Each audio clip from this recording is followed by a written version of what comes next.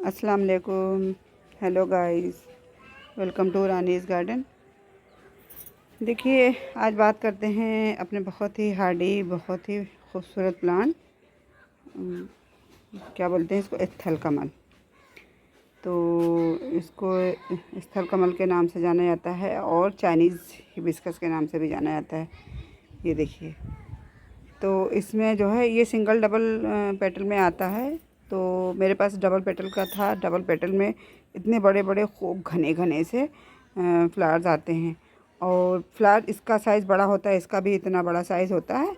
आज इत्तेफाक है, देखिए कल इसमें फ्लावर आए थे और इस पेंट हो गए। तो आज इत्तेफाक है कि इसमें कोई फ्लावर नहीं, और मैंने इरादा बना लिया था वीडियो बनाने। इसके फ्लावर में स्क्रीन पे दे दूँगी, आप लोग देख लीजिएगा कैसे फ्लावर इसमें आते हैं। जो मेरे पास है सिंगल पेटल वाला, ये सिंगल पेटल वाला ही है। तो आप लोग देखिएगा, मैं स्क्रीन पे दे दूँगी। तो इसको लगाना बहुत आसान है, कटिंग से लग जाता है। लेकिन कटिंग से खैर मैंने लगाया नहीं आज तक के। और इसको तो मैं बाय करके लाई थी नर्सरी से ही, लखनऊ की नर्सरी से मैं लेके आई थी। तो इसकी देख रेख की बात करते हैं तो इसको फुल डे सन पसंद है, क्योंकि मुझे लगता है ये गुड़हल की ही फैमिली को बिलोंग करता है।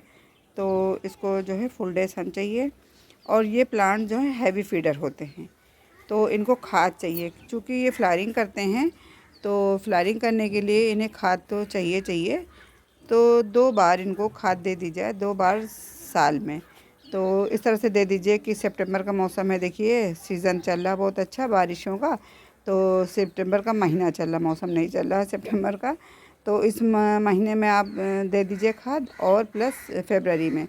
तो मैं क्या करती हूँ, मैं देखिए अब ये डोरमेंसी में चला जाएगा दिसंबर जनवरी, तो मोस्टली प्लांट चले जाते हैं सीजनल प्लांट को छोड़ के, जो विंटर्स के प्लांट हैं उनको छोड़ के। तो फिर सारे ही प्लांट्स डोरमेंसी में रहते हैं, तो मैं नहीं देती हूँ 2 बार इनको खाद। मैं फिर अब इनको फरवरी में खाद दूँगी, क्योंकि फिर इनसे मुझे फ्लावरिंग लेनी है।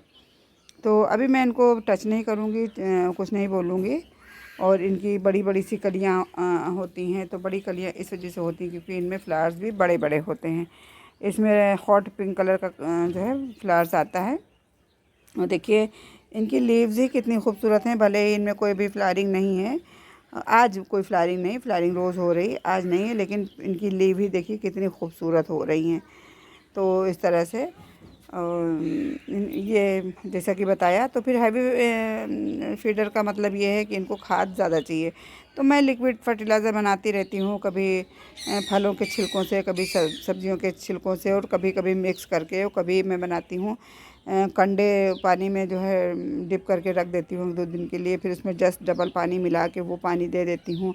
और नींबू वगैरह हमारे घरों में यूज़ होते हैं, पर मैं उनको जो है एक मग में डिप कर देती हूँ। 2-3 दिनों के नींबू इकट्ठा कर लिए, तो उनको डिप कर दिया और उसका पानी दे दिया। तो चूँकि इनमें फ्लावरिंग होती है, तो इनको थोड़ी सी एसिडिक सॉइल पसंद है।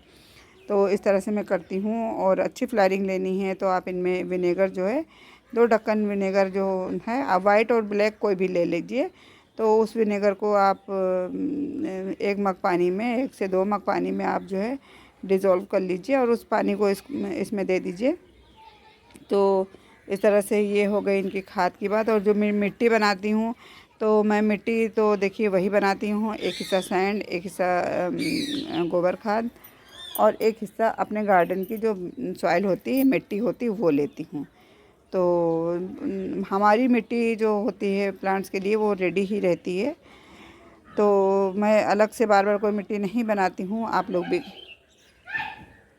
बिगिनर हैं, तो अगर आप बिगिनर हैं तो फिर आप जो है एक हिस्सा मिट्टी ले लीजिए, और एक हिस्सा जो बालू आती है जिनसे मकान वगैरह बनते हैं, तो वो ले लीजिए, और एक हिस्सा खाद ले लीजिए। खाद तो देखिए ज़रूरी, और खाद आपके पास कोई भी हो, आपने किचन वेस्ट से अपने घर में कंपोस्टिंग की है वो ले लीजिए, या फिर गोबर की खाद ले लीजिए, या फिर वर्मी कंपोस्ट ले लीजिए, कुछ भी चलेगा। तो इससे क्या रहता है, न्यूट्रिशन तो मिलते हैं मिट्टी को, प्लांट्स को, ऐसी मिट्टी बनाने से। और प्लस हमारी मिट्टी भी बहुत ही अच्छी पोरस रहती है। तो इस तरह से इनकी जो है मिट्टी की बात हो गई। अब बात करते हैं इनके पॉट सिलेक्शन की।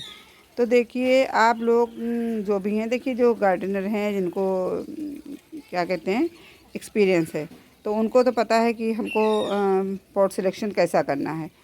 आप अगर बिगिनर हैं तो हमेशा इस बात का ख्याल रखें, अगर आपका पॉट छोटा है, प्लांट छोटा है सॉरी, तो पॉट आप छोटा लीजिए। एकदम से आप 14 इंची और 18 इंची पॉट में, इतना छोटा सा पॉट जो नर्सरी से आप लोग प्लांट लेके आते हैं, तो नर्सरी प्लांट जो हम लोग लेके आते हैं छोटे होते हैं, बहुत लाख हेल्दी हों, लेकिन वो 14-18 इंची पॉट में लगाने वाले नहीं होते हैं। तो फिर भी जब आप उनको लेके आएँ तो छोटा पॉट सेलेक्ट करें, और कोशिश करें जब आप प्लांट लेके आएँ तो सेम डे रिपोर्टिंग ना करें। बहुत लोग क्या करते हैं, हड़बड़ी में जल्दी से ये सोचते हैं, बेचारे वो बिगिनर हैं उनको पता नहीं है, तो ये सोचते हैं कि ज़्यादा रखा रहेगा घर में तो प्लांट ख़राब हो जाएगा। नहीं, तुरंत के तुरंत रिपोर्टिंग करने से प्लांट ख़राब होते हैं। 1-2 दिन 4 दिन उनको आप अपने गार्डन में रख दीजिए, तो आपके जो गार्डन के प्लांट हैं उनसे वो दोस्ती कर लेगा, तो वो एनवायरनमेंट उसको अच्छा लग जाएगा। फिर आप उसको रिपोर्ट कर दीजिए। तो और रिपोर्ट करने के बाद देखिए प्लांट थोड़ा सा रिपोर्टिंग शौक में आता है। रिपोर्टिंग करने के बाद आप उसको थोड़ा सा शेडी प्लेस, अगर आपके पास बड़े प्लांट हैं कोई, तो बड़े प्लांट के नीचे रख दीजिए। अदरवाइज़ कोई भी शेडी प्लेस है आपके पास, किसी दीवार का सहारा है जहाँ धूप कम आती हो, कुछ भी ऐसे, तो आप अपने जो है प्लांट्स वहाँ पे रख दीजिए। डायरेक्ट सनलाइट में ना रखिए, क्योंकि फिर रिपोर्टिंग के बाद शौक में आते हैं, फिर वो ऐसे शौक में आते हैं कि मर ही जाते हैं। तो ये हो गई इनकी केयर, रिपोर्टिंग, और दूसरी बात पॉट सिलेक्शन बता दिया। और देखिए आप लोग, ये इतना अच्छा मेरा प्लांट हो रहा है, इसकी मैं अभी कहानी आगे बताती हूँ। ये देखिए मैंने अपने हाथ से बल्कि सिला हुआ नहीं है, ये 10 किलो वाली जो बोरियां आती हैं चावल की, तो मैंने उसमें ही इसको लगाया हुआ है। जब ये मैं लेके आई तो ये हफ्तों हफ्तों रखा रहा, और उस वक्त एक भैया आते हैं मिट्टी के पॉट लेके, मैं उनसे ही ख़रीदती हूँ। तो उस टाइम इत्तेफाक से मेरे पास कोई पॉट नहीं था, वो भैया भी नहीं आ रहे थे, तो फिर मैंने सोचा कि ज़्यादा टाइम हो जाएगा फिर तो ये ख़राब होगा, फिर इतनी ज़्यादा दोस्ती ये कर लेगा फिर ये ख़राब ही हो जाएगा। तो ऐसा करने से अच्छा है कि इसको मैं रिपोर्ट कर दूं और इसी बोरी में कर दूं। तो फिर बोरी में लगा दिया था। देखिए अच्छा चल रहा था, ये बहुत हाइट इसने ले ली थी, बहुत ऊंचा हो गया था।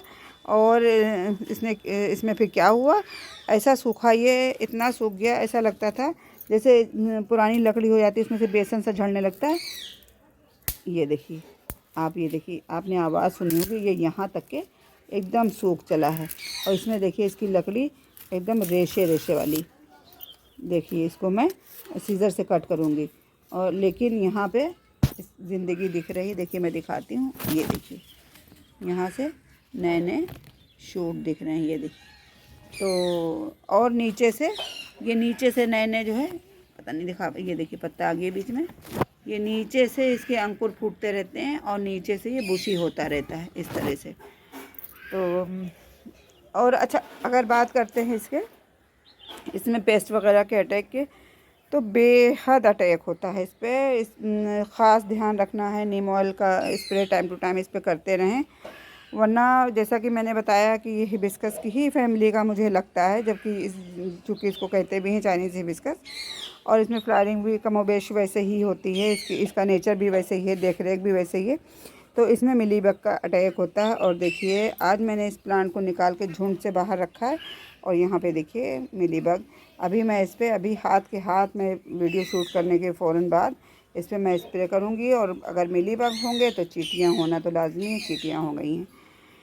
तो इस तरह से कुल मिला के इनके नेचर की बात हो गई। इस पे कौन सा पेस्ट लगता है, और अगर किसी पेस्ट का अटैक हो जाए, देखिए अगर फुल ड्यूरेशन मिल रही है तो ज़्यादातर पेस्ट का अटैक नहीं होता है, लेकिन इधर थोड़े टाइम के बाद इस एरिया में शेड हो जाता है, साया हो जाता है, तो इस वजह से पेस्ट का अटैक होता है। क्योंकि मेरे पास 7-8 वो हैं हिबिस्कस प्लांट, और कई कलर में हैं, अलग अलग कलर में हैं। तो इस बार मैंने मज़ा नहीं जाना कि उनमें कैसी फ्लावरिंग होती है, मतलब इस साल कोई उसका मज़ा पता ही नहीं चला हमको, कि मैं भी इंजॉय कर लेती। उनकी फ्लावर वजह क्या रही कि आप लोगों को पता भी है कि पूरे सीज़न बहुत ज़्यादा अटैक रहा मिली बग्स का। लेकिन फिर थोड़ा सा मुझे गुस्सा आया कि इनसे फ्लावरिंग भी नहीं मिल रही, उस जगह घेरे हैं और घर भी मेरा, आंगन भी मेरा छोटा, यूँ तो घर मेरा छोटा नहीं है, बहुत ही बड़ा है। तो लेकिन फिर मैंने कहा कि इसको हटाओ और मैं इसको सारा कट करके सब मैंने टेरेस पे पहुंचा दिया।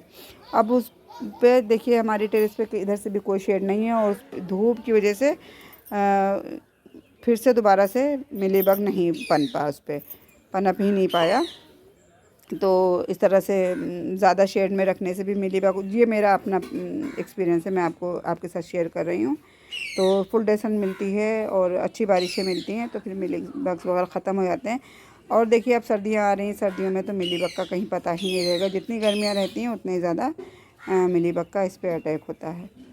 तो आज की जानकारी इतनी ही। अगर इस पे मिलीबग लग गया है तो आपके पास अगर कोई भी पेस्टिसाइड है तो आप उसको स्प्रे कर दीजिए, बहुत अच्छी बात है। नहीं है तो आप कुछ ना कीजिए, शैम्पू को जो है डिज़ोल्व कर लीजिए बॉटल में, या तो फिर डिटर्जेंट पाउडर को डिज़ोल्व कर लीजिए। ये देखिए ततैया आ गई है, और फिर उसको जो है आप उससे स्प्रे कीजिए, जल्दी जल्दी कीजिए। लेकिन मैंने तो इस बार सारे जतन करे, जब तक मैंने टेरेस पे नहीं पहुंचाया तब तक हमारे प्लांट में मिलीबग गया ही नहीं। तो आप करके कोशिश देख लीजिए, और नहीं होता है, मुझे थोड़ी सी लालच है। लालच ये है कि एक कली ये है, एक ये है बड़ी सी कली देखिए, और एक कली ये है। तो मेरा मन नहीं कर रहा कि मैं इसको कट करूँ, वरना मेरे पास सबसे अच्छा इलाज है, मैं उठा के कट कर देती, यहाँ से कट कर देती तो प्लांट भी बुशी हो जाता है और इनसे भी निजात मिल जाती है। लेकिन अभी मुझे कलियों का थोड़ा सा लालच हो रहा है कि इसमें फ्लावरिंग होगी, तो बस इस वजह से। चलिए गाइस, वीडियो अच्छी लगी हो तो लाइक कर दीजिएगा, मेरे चैनल पे फर्स्ट टाइम आए तो सब्सक्राइब कर दीजिएगा, दुआ में याद रखिएगा, अपना बहुत सारा ख्याल रखिएगा। अल्लाह हाफिज़, बाय बाय, टेक केयर।